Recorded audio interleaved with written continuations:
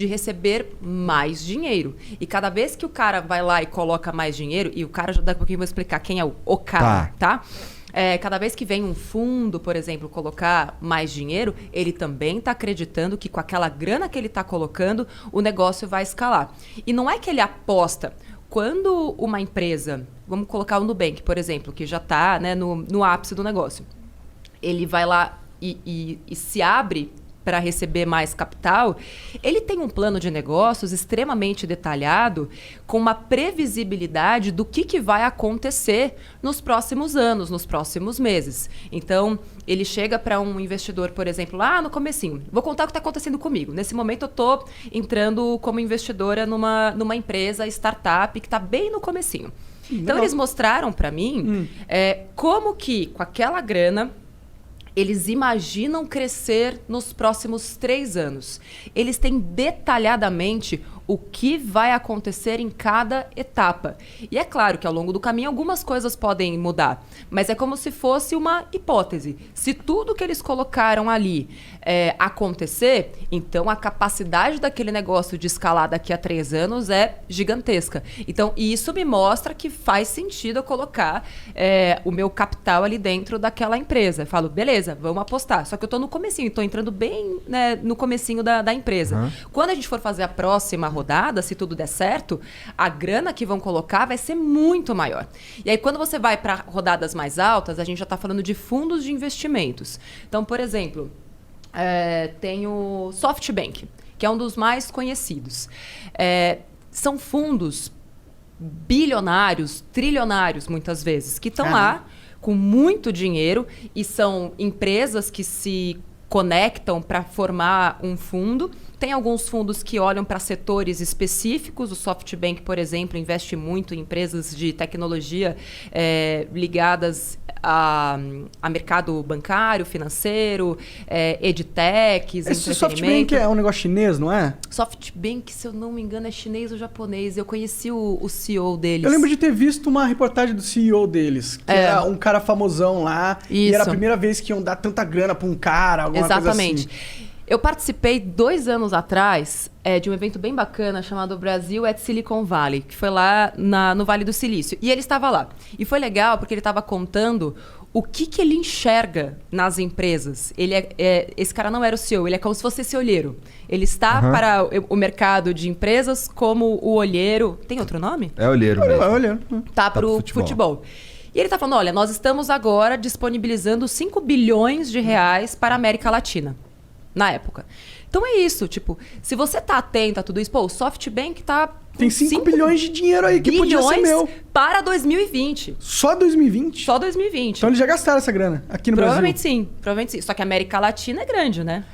A gente não tá jogando sozinho. Você tem México, você tem outros países. Mas o que você, como empreendedor ou empreendedora brasileira, vai fazer para, pelo menos uns 10 milha aí eu consigo.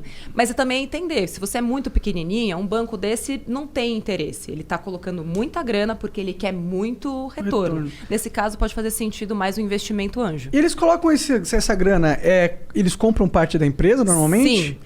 Normalmente, sim. Depende muito do tipo de acordo que você vai fazer. Então, por exemplo... Tu agora é sócia dessa startup que você está... O que a gente faz?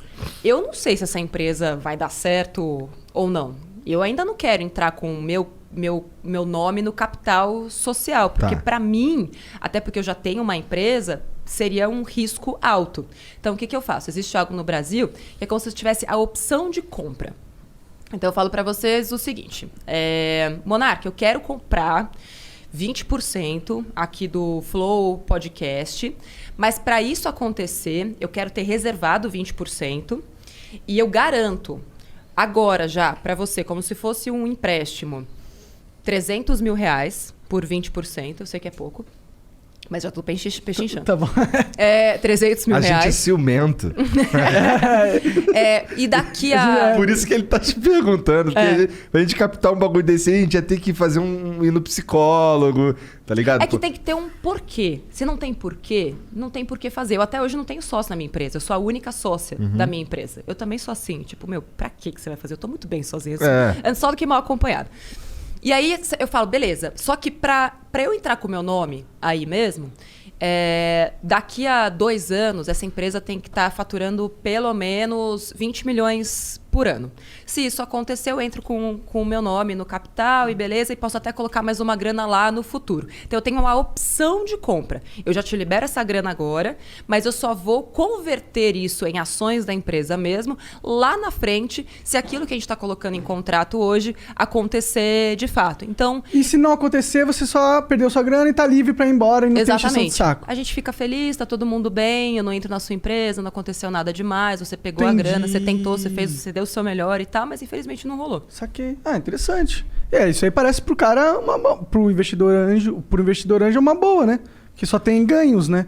E corta todas as possíveis perdas. Ele meio que é bom para ambos os lados. Porque bom para mim também. Né? Uma das grandes tretas no Brasil, e isso é algo que os investidores estrangeiros falam muito sobre a gente aqui, que às vezes é um empecilho para grandes fundos, é a questão das leis trabalhistas. A gente sabe que foi um grande direito adquirido e tudo mais, mas quando o gringo americano olha para cá e lá as regras elas são muito mais soltas, né? Soltas, abertas. Os acordos são feitos entre, né, o empregado e o empregador. Exatamente. Aqui no Brasil, além de ser muito oneroso você contratar pessoas,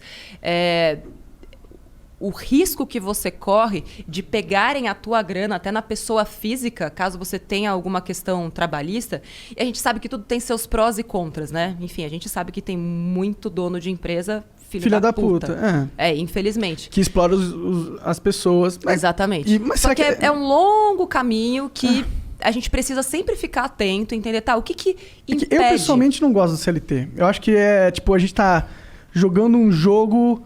É como se a gente estivesse jogando a vida, só que o sistema operacional é o Windows 95, tá ligado? E a gente tá em 2020. Só que o nosso sistema operacional tá desatualizadaço e os caras não estão nem um pouco afim de mexer naquela porra. E aí fica falando... Eu sei que é direitos conquistados e tal, e é importante. Porra, trabalho escravo. Tem gente... Eu vi uma notícia de uma mulher que tava 20 anos sem receber, trabalhando na casa dos caras, dos patrões, tipo, empregada, tá ligado? Trabalho escravo. Isso rola. E tem que ter lei pra proteger. E até em grandes empresas. Tem construtoras grandes que têm alguns processos por trabalho escravo. Porque paga pouco pro cara. E garante alguma coisa pra ela. Você tá no Nordeste, mão de obra barata, tal. Vou te levar pra São Paulo pra trabalhar lá. E o cara fica em condições subhumanas de trabalho.